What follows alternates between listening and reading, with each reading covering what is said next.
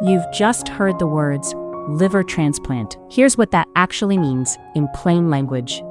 The liver cleans toxins, digests food, and helps blood clot. When it fails badly, the body cannot cope. A transplant replaces a failing liver with a healthy one from either a deceased donor or a living family member.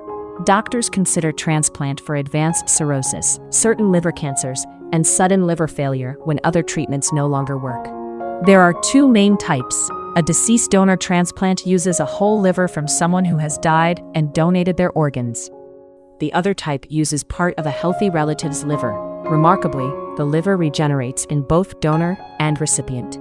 In surgery, the diseased liver is removed and the donor liver connected to major blood vessels and the bile duct. A surgical team of specialists, hepatobiliary surgeons, anesthetists, and intensivists works together for many hours. After surgery, patients spend time in intensive care, then a transplant ward. Hospital stay is usually 2 to 4 weeks. The first 3 months are the most important. Frequent blood tests watch for rejection and infection, while energy slowly returns. Anti-rejection medication is taken every day for life. It protects the new liver, but requires ongoing follow-up. Risks include bleeding, bile leaks, infection, and rejection. Most complications are picked up early and treated successfully.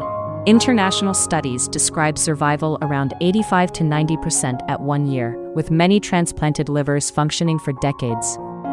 Did you know you can get this treatment abroad at the same quality you'd get in the US or Europe for a fraction of the cost? Ginger Healthcare is one of the world's most trusted medical travel companies. It helps patients to find safe and affordable care in India, Thailand, Turkey, Singapore, Dubai, Malaysia, and more.